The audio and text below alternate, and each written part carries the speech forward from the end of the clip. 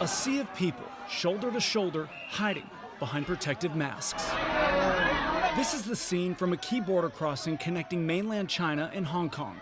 Already border restrictions are in place to block the entry of anybody from Hubei province, the epicenter of the deadly Wuhan coronavirus. And today, the city's leader addressed the media, announcing further measures including partial transport bans and the suspension of some services at border crossing stations. We will substantially reduce the flow of people between the two places. But several points of entry with the mainland remain open. We're here at the Lo Wu border crossing, one of several border crossings connecting Hong Kong and mainland China. And while several medical officials and legislators are calling for the border to be closed completely, as you can see, people from the mainland continue to stream in on the heels of the Lunar New Year. And that's a problem for some people, like Hong Kong lawmaker Michael Tian. That they have to have a complete closure of the land and sea border. He says drastic measures need to be taken to prevent a further spread before it's too late.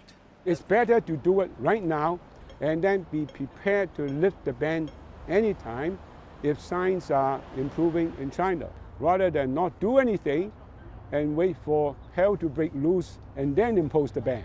A sentiment shared by many Hong Kong residents and those visiting the city. I think they should stop people from mainland China from entering Hong Kong because they keep bringing the virus here. I think they should block the way that the Chinese people coming into Hong Kong, because nowadays the virus is very serious, and we don't want all the virus from Wuhan to come into Hong Kong and affect our people.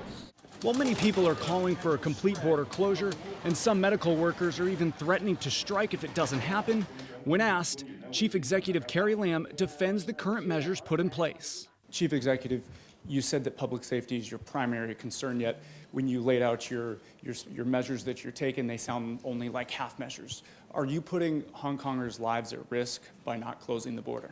There are a large number of Hong Kong residents who are now traveling in the mainland and overseas, and they need to come back. So I don't think it is very meaningful to talk about a complete closure of the border control points. And that means Hong Kong's border with the mainland will remain partially open, forcing everyone, including the littlest of Hong Kongers, to protect themselves. Blake Essig, CNN, Hong Kong.